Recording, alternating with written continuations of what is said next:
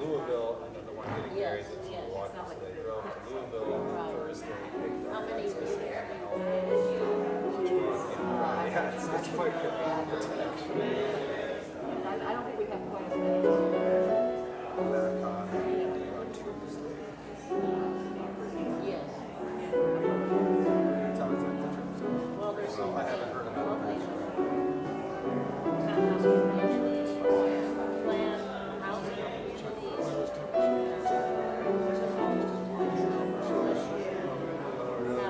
You wouldn't know it if you just looked at just get out of the house.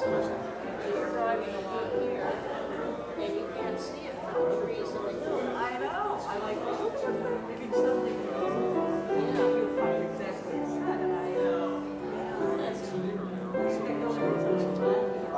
Let's see. The Meredith system is in receipt.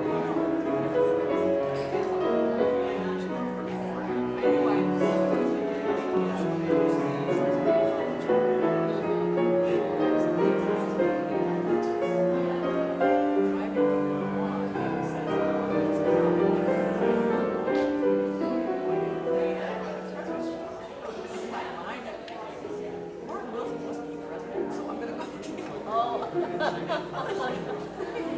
Go through my mind. Yes. Very confused. Yes. Well, you were hardly right. Yeah, I know. It's a budget. I know that's true. They only had a few minutes already. And jumping to Sunday.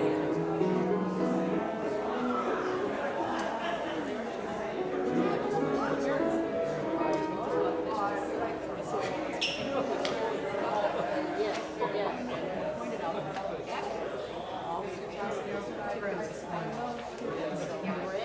I know. Everybody got one since I was not aware that we were here. Yes, I did. Hey, good to see you. You too. Yes, yes. Anybody else late to this game like I was? Sarah, all right. I just got my timing all mixed up. You know,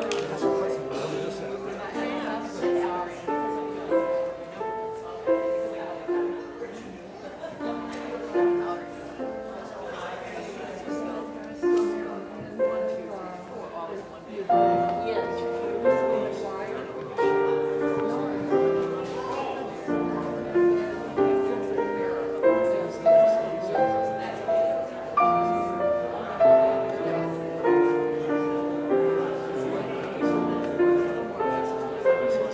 Well, you don't want to risk it. My son was saying,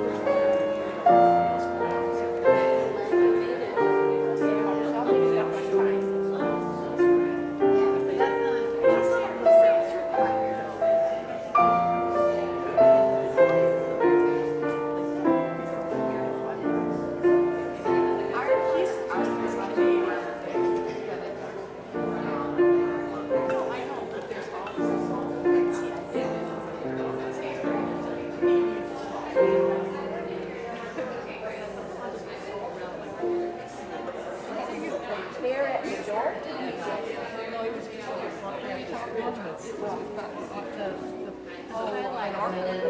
oh yeah, that this conversation. Now you made a friend.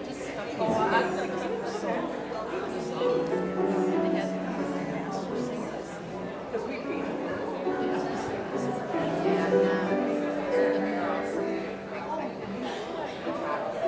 We have one who lives in Australia.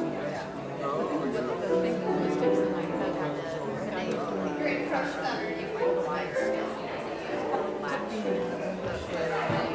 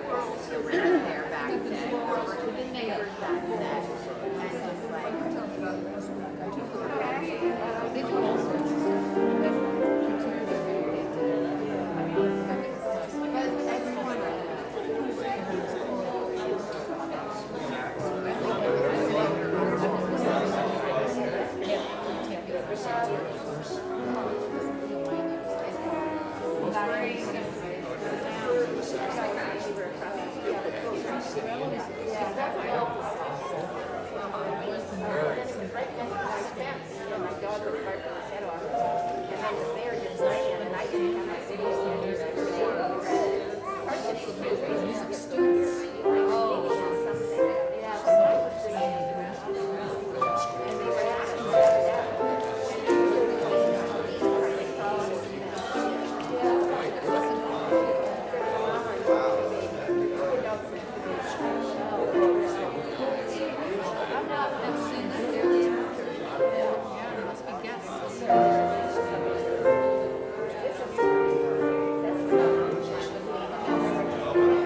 There was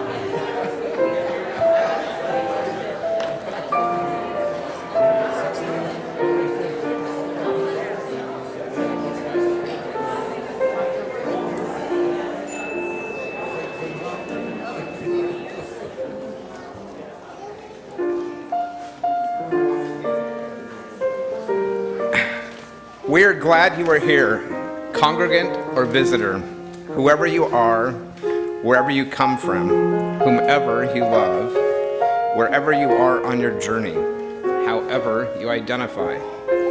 You are welcome in our faith community. If you're visiting here in the sanctuary, welcome. If you're visiting online, we invite you to introduce yourself and tell us from where you're watching. We are glad you are here.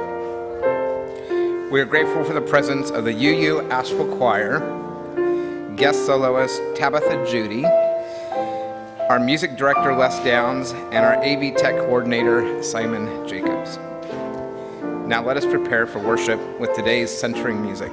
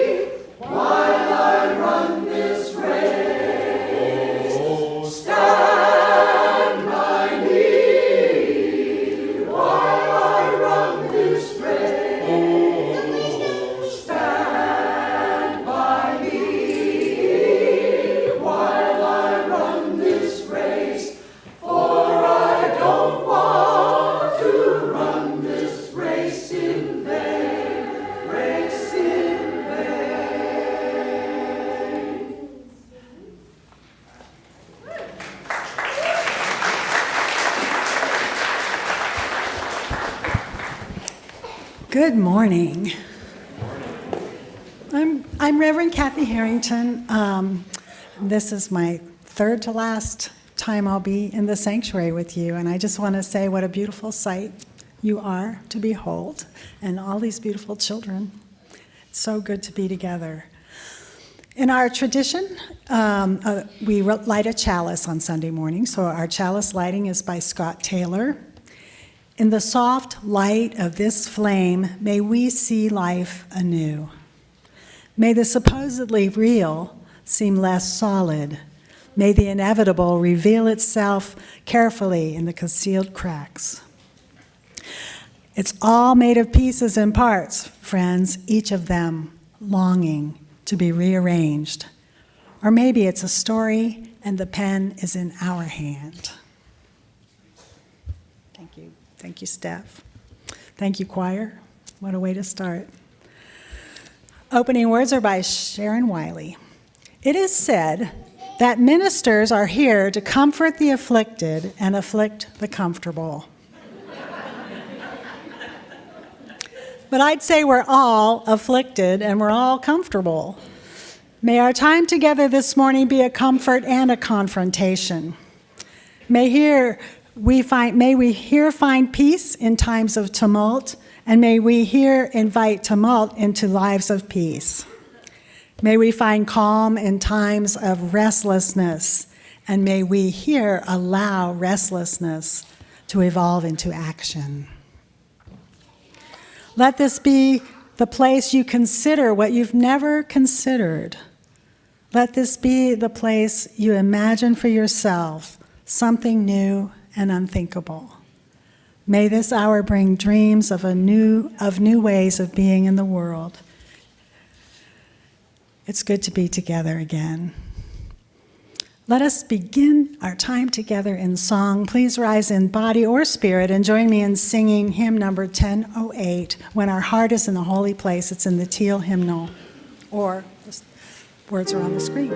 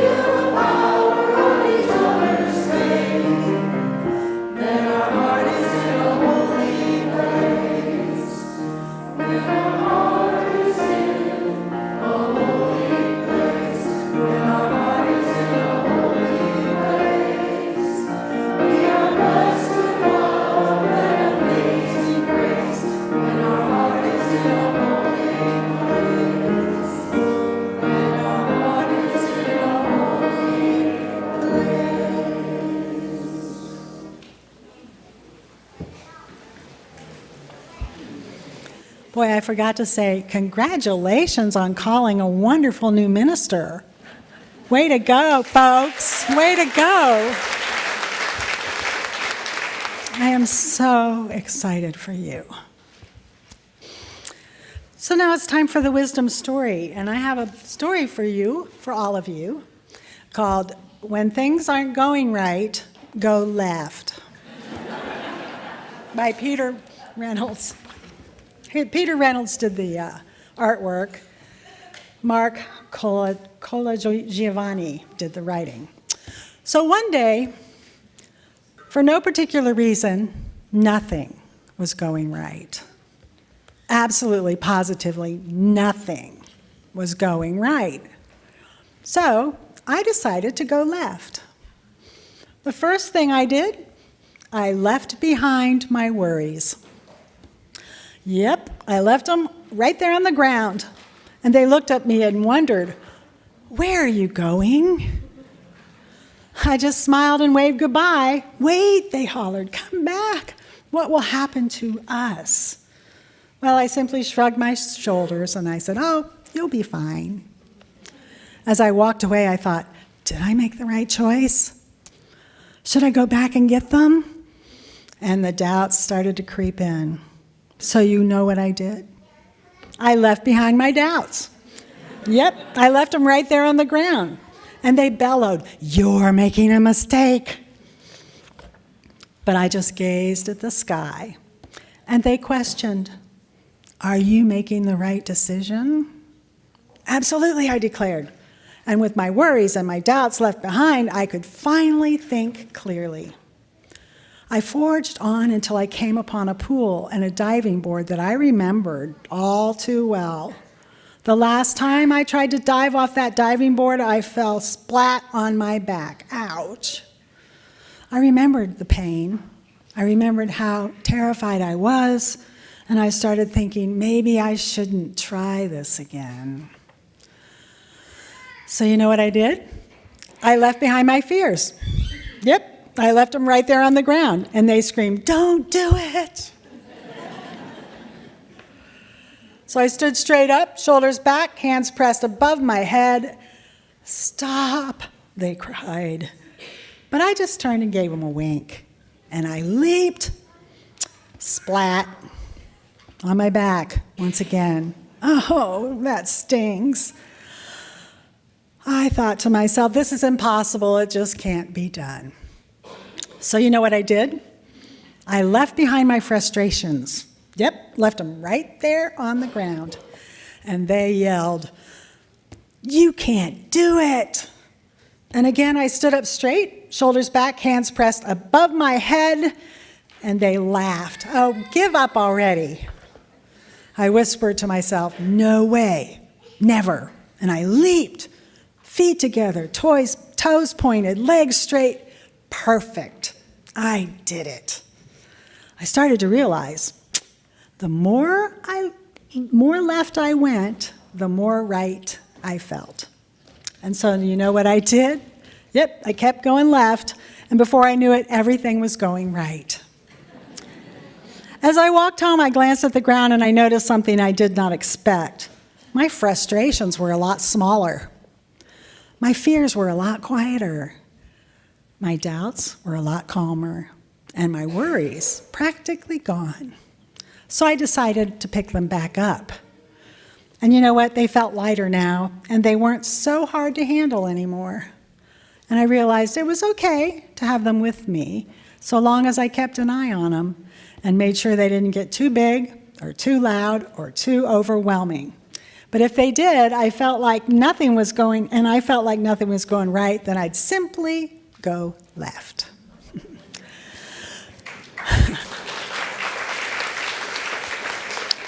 So when life's burdens start to feel heavy, don't be afraid to put them down for a little while. And there's the story. So I know not just you children, sometimes you worry, and you have fears. So when things aren't going right, go left. What do you think was your favorite part of the story?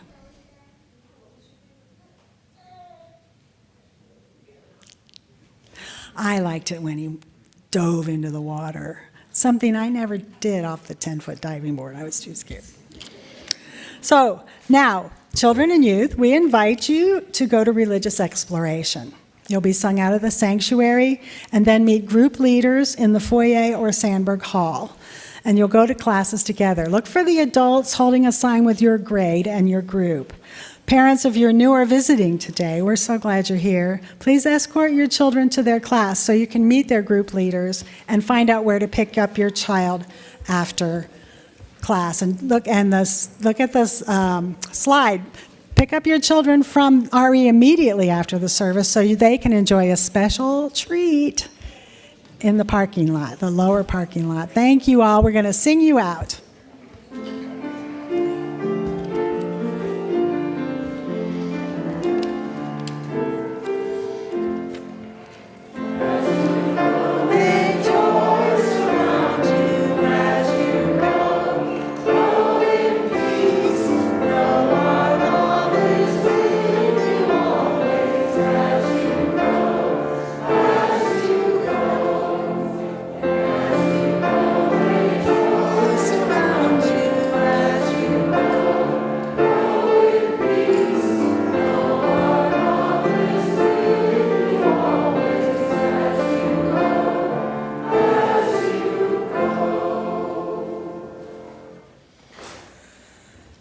Now, in the center of our service and in the center of our lives, let us pause to honor the silences of the world. Let us open our hearts to the place of quiet, to the silent prayer for the healing of pain and the soft, gentle coming of love. I'd like to read a litany of wholeheartedness before we go into our moment of silence. Because there has been times when shame has crushed our ability to be wholehearted. We let go of who we ought to be and embrace who we are. Because we have not always had the courage to be imperfect, we let go of who we ought to be and embrace who we are. Because we have struggled to have compassion for ourselves or others, we let go of who we ought to be and embrace who we are. Because we have been afraid of our own vulnerability, we let go of who we ought to be and embrace who we are. And because sometimes we're too scared to live authentically, we let go of who we ought to be and embrace who we are. And because we want to be wholehearted people, confident in our worthiness and our belonging, we let go of who we ought to be and embrace who we are. May it be so. Let us share a moment of silence.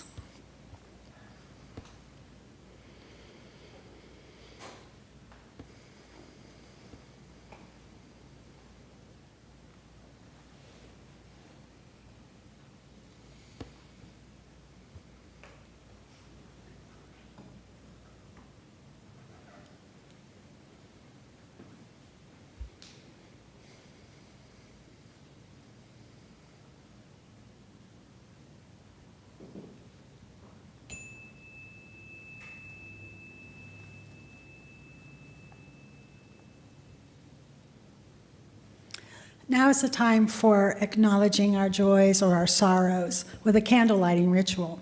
If you're in the sanctuary, you're invited to come forward and light a candle of memory or hope.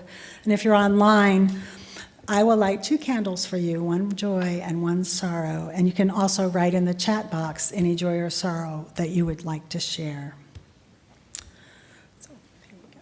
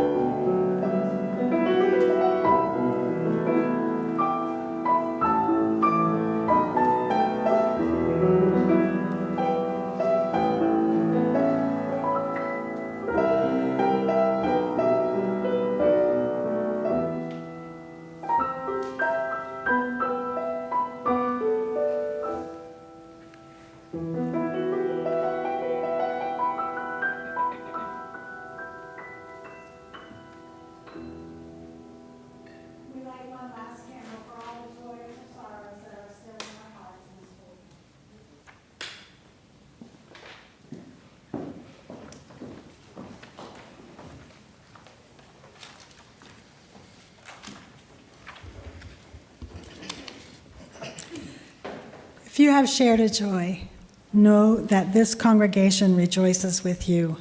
And if you have shared a sorrow, know that you are held in love and care by this beloved community.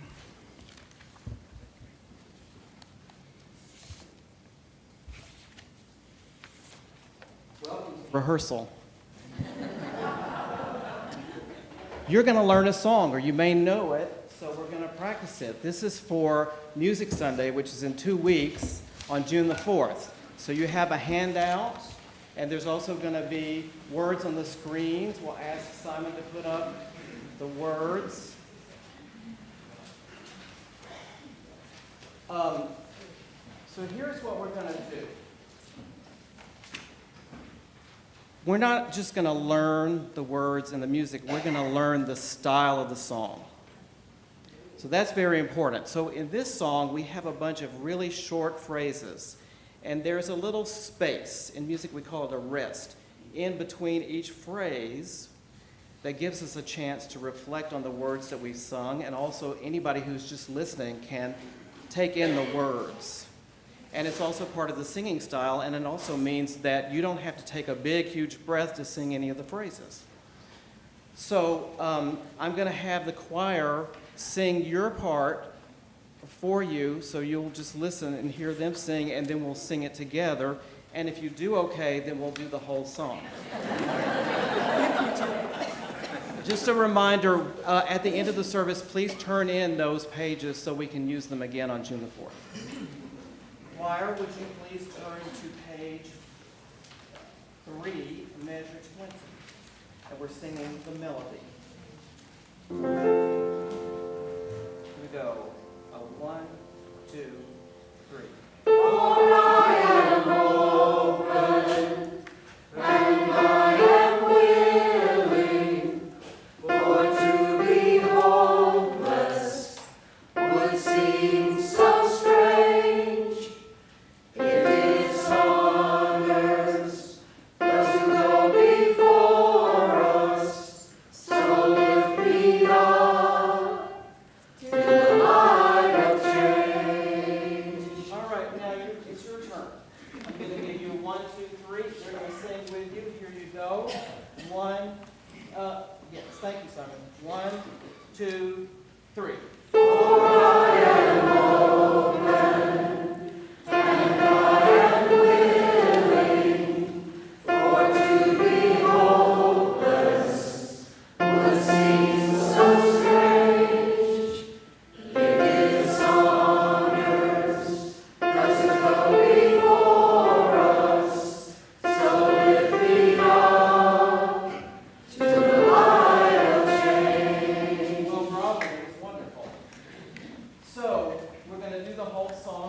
The instructions will be on the screen. So, what happens is the choir sings first, and then Tabitha is going to sing a verse, and then I'll bring you in. Now, this song builds, and there is a key change. So, when we get to the key change, you need to crank your voice up a little bit higher. And then when we get to the end, we're going to bring it down and sing without the piano. All right, here we go. We're grateful for Tabitha Judy, who's going to do an amazing job with a solo. No pressure. And remain seated, remain seated.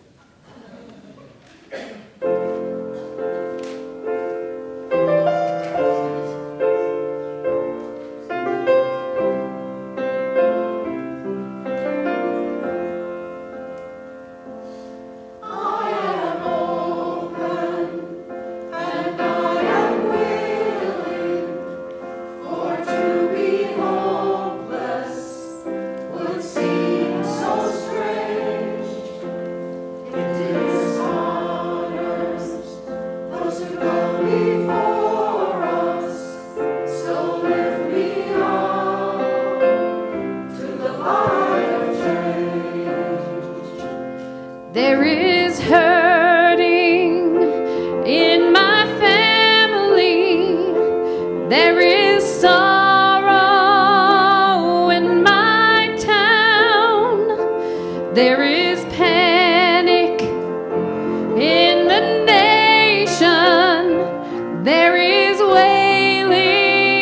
the whole world round.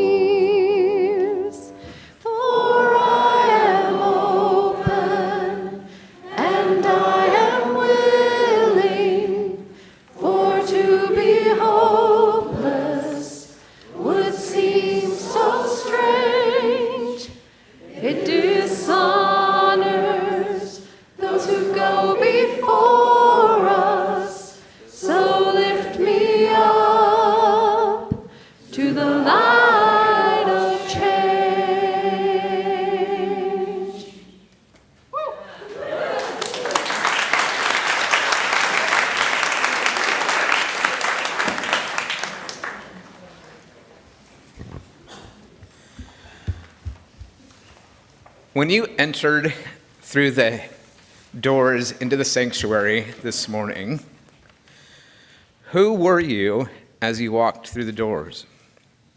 You probably brought with you some doubts, some fears, some frustrations, some worries. And you also probably brought along with you some hopes and joys and comforts. This morning, I'm going to share with you a poignant moment when I was at a doorway. It was about 6 years ago, and as I was the health caregiver in my family for my mother, I had to take her to the emergency room. And as we were in the emergency room and meeting with the internist told us that my mom's organs were starting to shut down. And somehow I knew that this was essentially the last day of Mom's life. And if you were to take me back to a time before I had personal experience with death, I would have expected that day to be a very somber and kind of sad and not a very fun day. What I experienced instead was the love and the joy that my mom brought with her wherever she went. She was a little bitty. You think I'm short. She was even shorter. She was 4'10", weighed about 90 pounds. The wind could blow her across the room. And throughout that day, as she was starting to approach her last breath, she just shared this just incredible love of life and appreciation for her caregivers. And when the doctors and the nurses and myself and my sister would enter the room, we would walk out of that room with a big smile and oftentimes a laugh. And as her body began to close down, to shut, she shared two ideas with me. First of all, and I love her for this, She said, never grow up. And here was someone who was, I don't remember exactly, 80-something, and she was exhibiting the idea of never growing up, never being so serious, even when her body was shutting down. The other thing that she shared with me was a hope that or a regret that she wished she had done more traveling during her life. And for me, that really represents an idea of just, what are our hopes? What are our dreams? What are the regrets that we might someday have? And how do we live today so that we can diminish our regrets and increase our hopes? As you walk out of the sanctuary, I invite you to consider, who is it that you want to be walking out of that door? How is it that you want to be? And who is it that you want to touch? Thank you.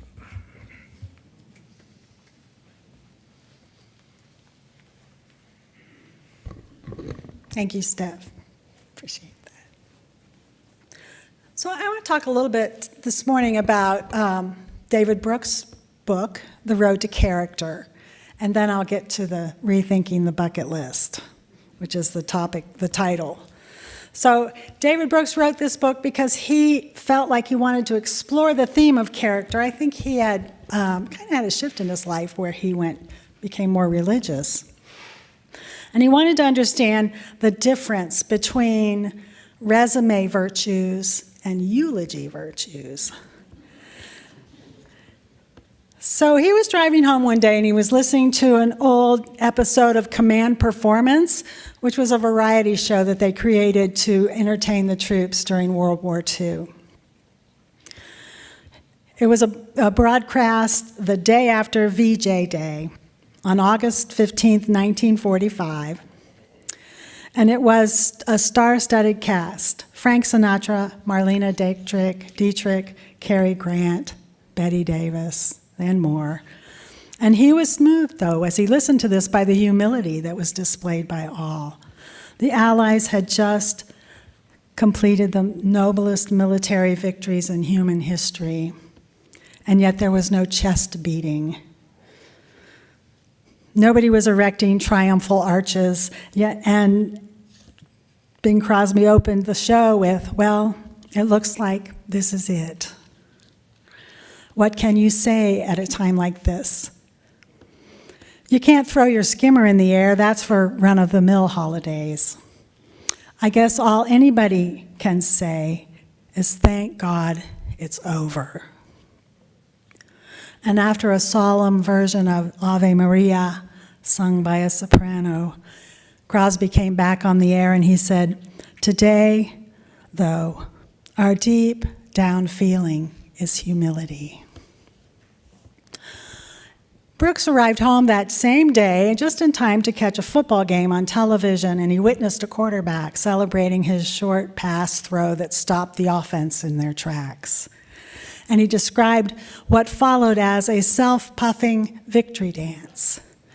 And he thought, I had just watched more celebration after a 2-yard gain than I had heard after the United States won World War II. Has our country lost its humility? He went on to explore that and discovered that indeed it had.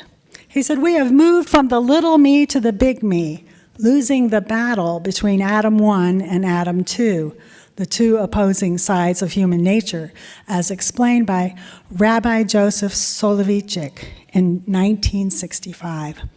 Adam 1 is the external, the resume Adam. He wants to build, create, produce, and discover things. Adam 2 wants to embody certain moral virtues. As a serene inner character, a quiet but solid sense of right and wrong, not only to do good but to be good. Adam 2 wants to love intimately, sacrifice self in the service of others, and to live in obedience to some transcendent truth. To have a cohesive inner soul that honors creation and one's own possibilities. While Adam 1 wants to conquer the world, Adam 2 wants to obey a calling to serve the world. And Brooks claims that we live in tension of both of those worlds. And that's not all our fault. Our society asks us to nurture our Adam 1, nurture your Adam 1 career, and we have to support our families. But when we do that, we are cultivating our strengths. But to nurture our Adam 2, it's necessary to confront our weaknesses. We pay too much attention to Adam 1 and neglect Adam 2, Brooks says, and we've become morally inarticulate, he claims. He said that he quoted a statistic that some of our young people who were interviewed, who would they rather have work as an assistant to, Justin Bieber or the president of Harvard? And when middle school girls were asked who they'd most like to have dinner with, Jennifer Lopez came first, Jesus second, and Paris Hilton third. How would you answer that question, right?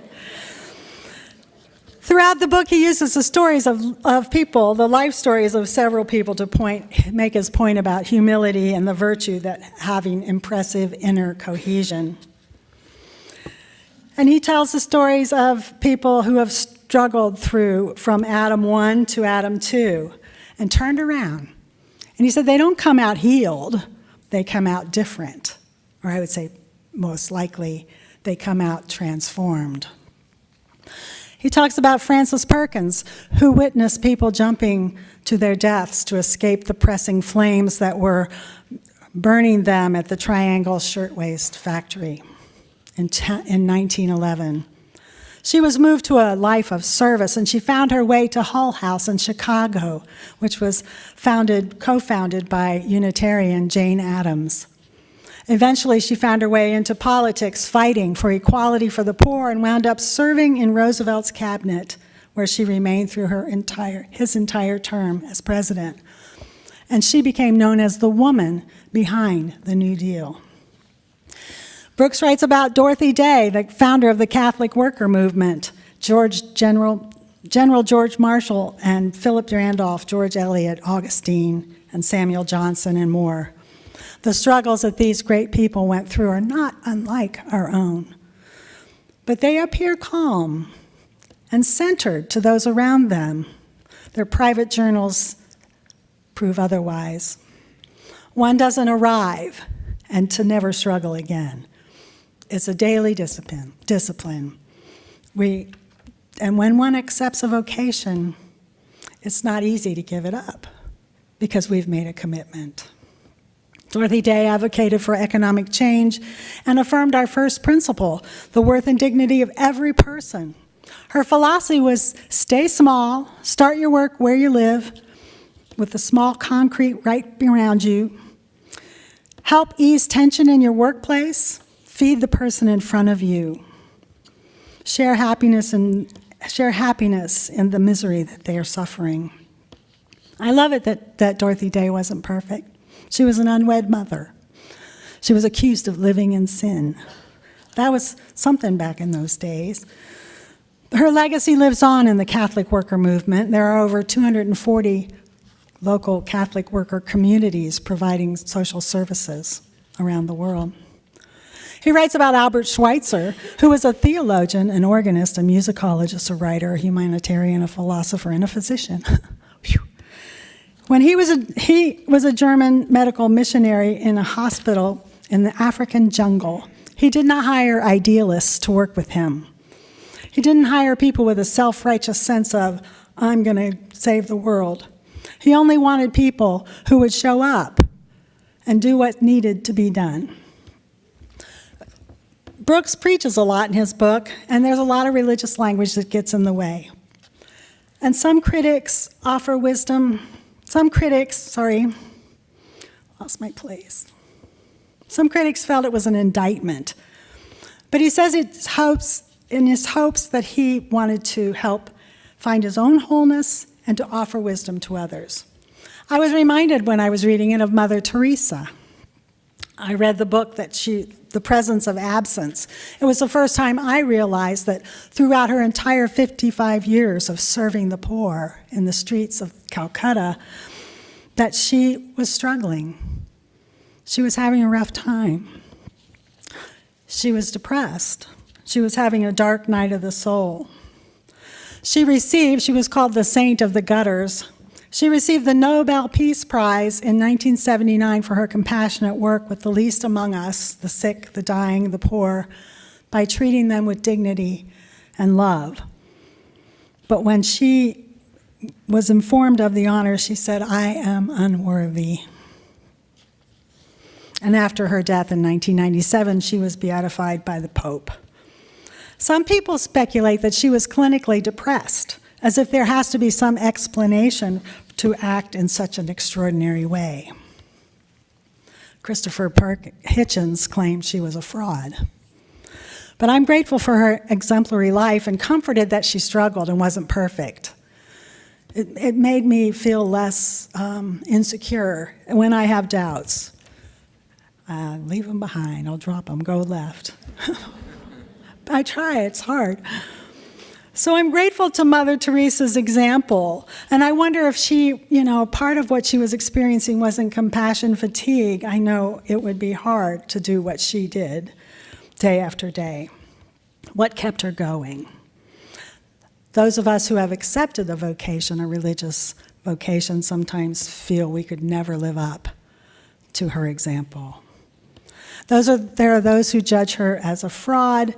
They ignore the fruits of her labor, and I am aware of the criticism of her work, that she may have caused more harm than good with her stance against abortion and birth control. But her belief in the worth and dignity of every human being led to her to the dirty streets of Calcutta to offer compassion where there was only darkness. As one of my colleagues would put it, who would you rather work with, the certain and confident Jerry Falwell, or the uncertain and suffering Mother Teresa? So I have a long list of famous people who have suffered depression or a dark night of the soul. I'll just read a few.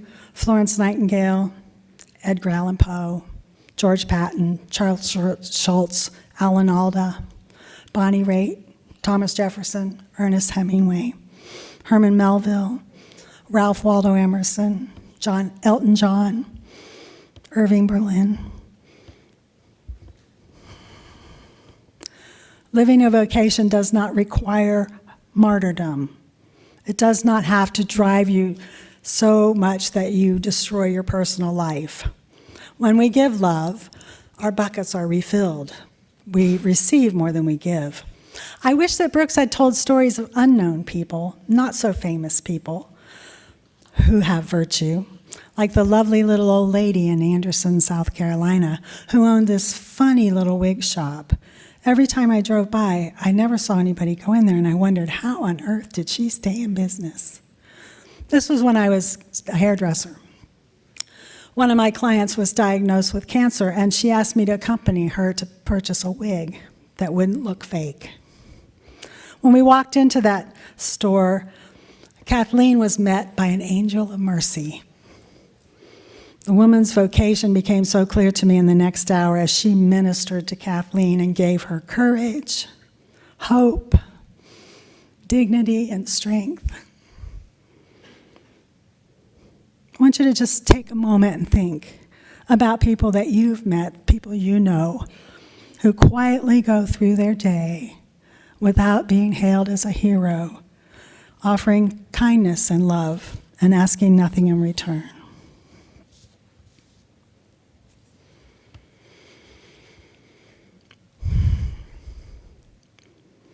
Parker Palmer writes about vocation and defined the word in Let Your Life Speak. He said the concept of vocation is often rooted in the deep mistrust of selfhood, in the belief that the sinful self will always be more selfish unless corrected by external forces of virtue. He says, today I understand vocation differently, not as a goal to be achieved, but as a gift to be received. It's accepting the treasure of true self that I already possess. It does not come from a voice out there calling me to do something, become something I am not. It comes from a voice within calling me to be the person I was born to be, fulfilling the original selfhood that I received at birth. We don't create our lives, Brooks says. We are summoned by life. Think about Viktor Frankl. He concluded that fate had put a moral task and an intellectual task before him. Fate had given him an assignment. And what an assignment. Man's Search for Meaning is one of the most influential books in America and has been translated into 24 languages. He sent his text to over 40 publishers who turned it down. It was not published until Beacon Press, our Unitarian publishing company, decided to publish it.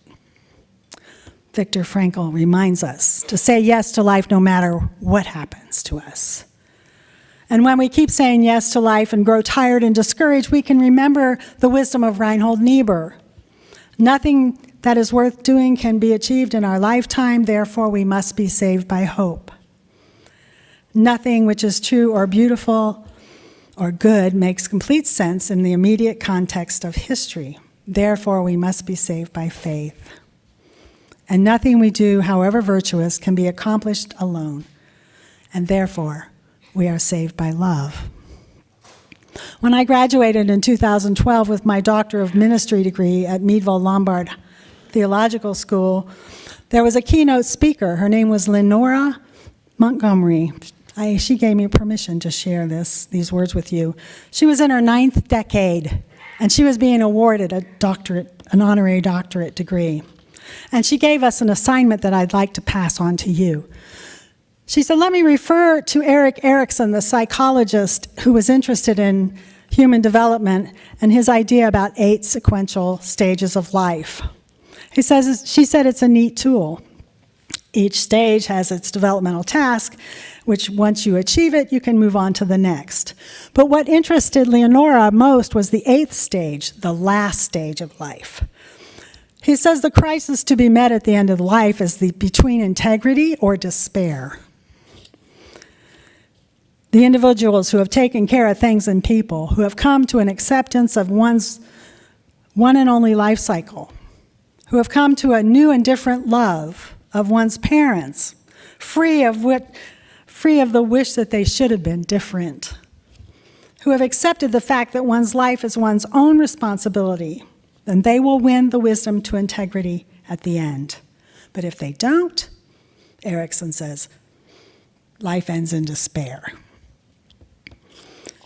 She said, I am troubled.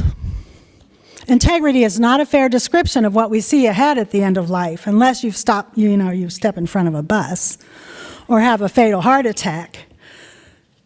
What lies ahead is the disintegration of the body, including the brain. We experience losses of sight, hearing, balance, memory, our driver's license, mobility, home, the sadder losses of relationships, beloved partner, friends. We have been taught that it is a good life is onward and upward, but the decline is a drop-off. Lenora says, I think Erikson's final beautifully described 8th stage is not the ultimate, but the penultimate. Think about it. If we to affirm the worth and dignity of every person, if we are creatures of God, are we not wholly worthy from the first breath to the very last? What then should the truly ultimate stage look like? This last frail stage is not to prepare you for the following stage, and I don't refer you to immortality. This final stage is not future-oriented. It is to complete your growth and give your life final integrity. So the last developmental stage is, what can you do under these conditions of limitations? And I'm not thinking, just do the best you can. What if every preceding stage is a preparation for the final heroic culmination of your entire life when the hurdles are the highest? The limitations are unique to each person, and so are the remaining powers. What kindness can you show? What good things are under these conditions can you do? What good things under these conditions can you do? With such powers as remain, what hope will you leave? She's speaking to us ministers. She said, could your congregants learn to look beyond limitations to see how creatively their elders are thriving? How they are using their accessible power, including spiritual power, and their love beyond belief accrued in previous years? Not future-oriented, but immediate. Using selective memories, skills honed to present need, streamlined. What if the course of this well-lived life goes like this? What would your prophetic, priestly, pastoral, and social justice ministries look like if you believed that?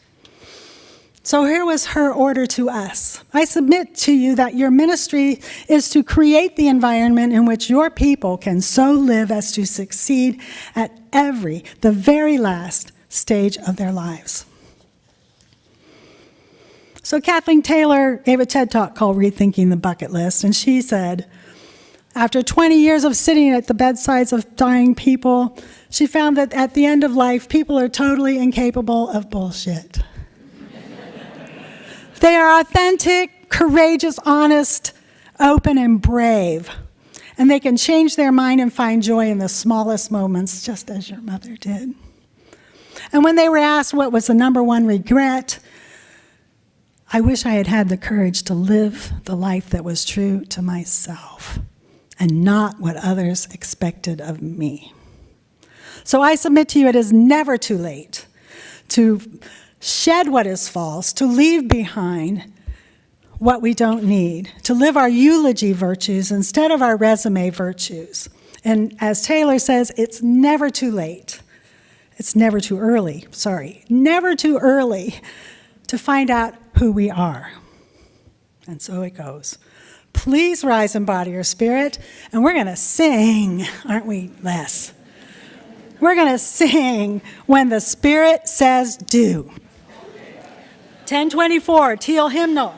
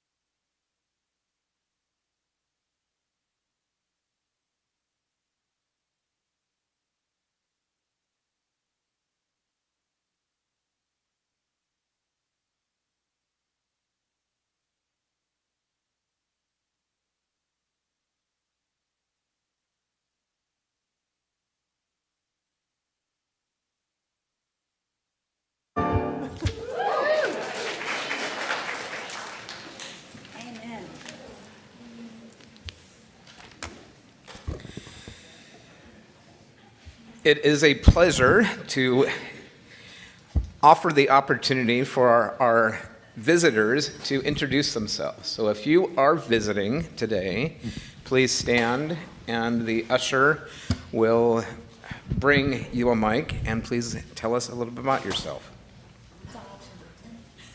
And it is optional. You don't have to do it if you don't want to. Hi, everybody. Hi. My name's Livia. I am visiting this summer from Washington State. I have a friend who lives in Asheville, so I'll be visiting all summer. I'm really happy to be here. I was raised UU from the congregation in Yakima, Washington. So it's really fun to see the differences, the similarities, and I'm really looking forward to seeing you all through the rest of the summer. Welcome. Hi, I'm Anne Murray, and I was formerly a member of the UU Fellowship in Winston-Salem, but I now live in Hendersonville, and I escorted my friends here who live in Asheville. All right, Amy. Hi, I'm Amy. I was also a member of the Winston-Salem UUFWS, and now I live here. So yay. And this is my guide dog, Cammie, who doesn't want to say anything. I'm surprised. And I'm going to pass you along to my lovely Anna. Hi, my name is Anna, and also I was a member of UUFWS in Winston-Salem. Glad to be here. I've been listening actually online. We moved to Asheville because I received a job at the Industries for the Blind here. And also with me is my beautiful guide dog, Jem.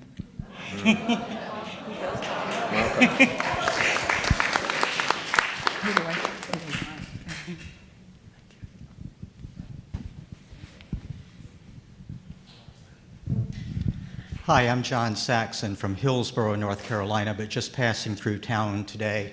I served our congregation in Raleigh for 7 years a while back.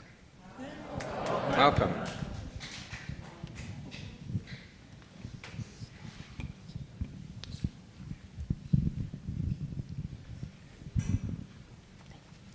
Hi, my name is Sunshine, and I've lived here now for 4 years, but I've been a UU for about 30. I was in one congregation in Williamsburg for 25 years, now that I think about it. And it's very special, and I'm very excited that I'll be able to stay home. Welcome. Final call. And no pressure. Just. Thank you and welcome. Our announcements run as slides at the beginning of the service. If you missed them, just refer to this week's weekly e-news, as everything is described there. If you don't receive the e-news, ask one of the ushers to show you how to sign up. After our service, there will be a lunch for those attending the budget hearing. So inform your ears and fill your stomach as you partake of that. Our community plate recipient this month is Pro-Choice North Carolina. You can donate by check, but be sure today and write community plate in the memo line. You can also donate online. Today's offering will now be collected and gratefully received. If this is your first time here, please let the collection plate pass you by. This service is our gift to you, and your presence is your gift to us.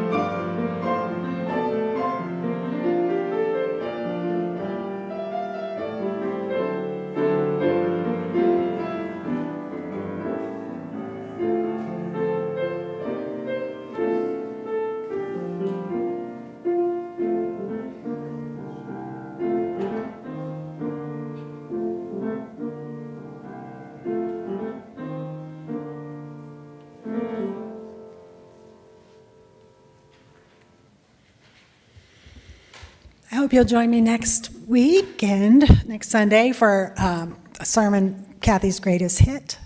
It's a surprise, so. For your gifts of time, presence, talents, and treasure, thank you. Thank you all. My closing words are from John O'Donohue. To come home to yourself. May all that is unforgiven in you be released. May your fears yield their deepest tranquilities, and may all that is unlived in you blossom into a future graced with love. May it be so. Now let's rise in body or spirit and sing our closing song, our closing benediction. Longtime son.